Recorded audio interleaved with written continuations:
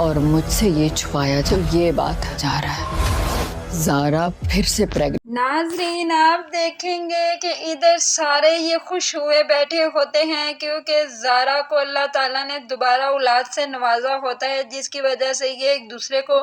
مٹھائی کھلا رہے ہوتے ہیں، لیکن ماہام کو یہ چیز نہیں پتہ ہوتی۔ وہ کچن میں ہوتی ہے، جب ان لوگوں کی آوازیں سنتی ہے تب اسے وہ ہوتا ہے ایسا کہ کچھ نہ کچھ تو ایسا ہونے والا ہے جس کی وجہ سے یہ لوگ اتنے خوش کیوں ہیں۔ وہ فوراً کچن سے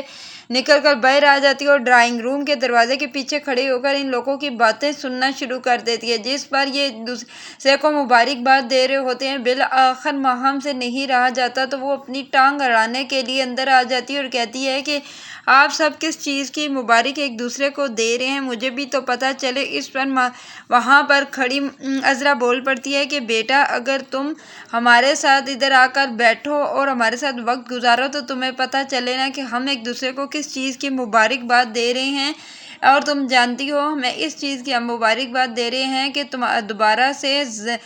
زارا ماں بننے والی ہے اور تمہارا بھائی باپ۔ اس پر تو وہ حیران ہو جاتی ہے لیکن کسی کو کچھ بھی نہیں کہتی، نہ ہی مبارک دیتی اور وہاں سے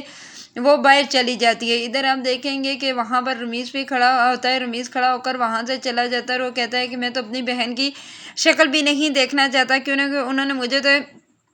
ایک یہ بھی نہیں کہا کہ مبارک ہو، کیونکہ دوبارہ اللہ تعالیٰ نے مجھے نوازا، کیونکہ وہ تو یہ چاہتی ہی نہیں تھی کہ دوبارہ مجھے اللہ تعالیٰ اولاد دے۔ ادھر آپ دیکھیں گے کہ جب زارا کو بھی شفق کمرے میں لے جاتی ہے تو وہاں پر معصومہ اور عذرا بیٹھی ہوئی ہوتی ہیں اور وہاں پر آ جاتی ہے ماہام بھی، تو تب اس کی ماں کہتی ہے کہ تمہیں تو ذرا بھی شرم نہیں آئی، ایک ڈائن ساتھ گھر چھوڑ کر حملہ کرتی ہے، لیکن تم نے تو حملہ بھی اپنے بھائی کے اوپر کر دیا اور اس کے بچے کو تم کھا گئے ہو، تمہیں کچھ ذرا شرم بھی ہے ماہام یا نہیں؟ لیکن ماہام کو کوئی احساس نہیں ہوتا، نہ ہی وہ کوئی آگے سے جواب دیتی ہے اور پاگلوں کی طرح دیکھ کر ہنستی رہتی ہے۔ اور ادھر وہ دیکھتی ہے عذرا کی شکل کی طرف کی اور کہتی ہے کہ آنٹی کیا ہو گیا، میں نے ایسا کیا کر دیا؟ میں نے تو یہی کہا ہے نا کہ مبارک ہو، اگر آپ لوگوں کو یہ خوشی ملی تو آپ لوگوں نے مجھے کیوں نہیں بتایا؟ تو اس پر اس کی ماں کہتی ہے کہ یہاں سے دفع ہو جاؤ، میرا دماغ مت خراب کرو۔ وہاں سے آپ دیکھیں گے کہ ماہام اپنے کمرے میں آ جاتی ہے اور غصے سے چیختی چلاتی رہتی ہے اور کہتی ہے یہ کیسے ہو گیا، یا اللہ یہ دوبارہ کیسے ماں بن سکتی تھی؟ میں تو کبھی بھی نہیں چاہتی تھی کہ یہ ماں بنے، کیونکہ ان کی وجہ سے میری زندگی تباہ ہوئی ہے اور میں ان لوگوں کی کیسی زندگیاں آباد کرنے دوں گی۔ اس لیے وہ سوچتی رہتی ہے، کوئی اور دماغ میں نئی سے نئی چال آتی رہتی ہے۔ دوسری طرف آپ دیکھیں گے کہ بالآخر راشد بچ ہی جاتا ہے اتنے برے ایکسیڈنٹ میں، اور اسے احساس ہو جاتا ہے کہ اسے بہت ہی غلطیاں کی، تب وہ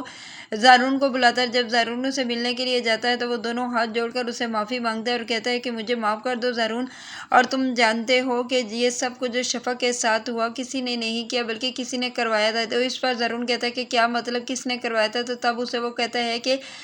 شفق کے بارے میں یہ سب کچھ معاملات مجھے کون دیتا تھا؟ صرف اور صرف تمہاری بیوی مجھے دیتی تھی ماہام، اور یہ میں تمہیں ایک بات بتانا چاہتا ہوں کہ سب سے بڑی دشمن شفق کی اور کوئی نہیں ماہام ہے۔ تو اس پر وہ حیران ہو جاتا ہے اور کہتا ہے کہ راشد کیوں تم اپنے جھوٹ بول رہے، اپنے سر کا سارا بوجھ اب میری بیوی پر ڈال۔ وہ ایسی نہیں ہے، وہ کہتا ہے کہ میں سچ کہہ رہا ہوں، اور یہ جو میسج وغیرہ کرتی تھی وہ سب وہ خود ہی کرتی تھی، اس نے میرے ساتھ مل کر یہ سب کچھ کرنے کی کہا ہے۔ تو وہ غصے میں آ جاتا ہے اور وہ کہتا ہے کہ خیر اب میں تمہیں ماہام چھوڑوں گا نہیں، کیونکہ تمہاری وجہ سے کتنی زندگیاں تباہ ہو چکی ہیں اور اب میں اور مزید زندگیاں نہیں تباہ ہونے دوں گا۔ اب تم دیکھنا میں تمہارے ساتھ ایسا کیا کرتا ہوں، اب میں تمہیں اپنے گھر میں بالکل بھی نہیں رہنے دوں گا اور تمہیں یہاں سے نکال کر باہر پھینک دوں گا۔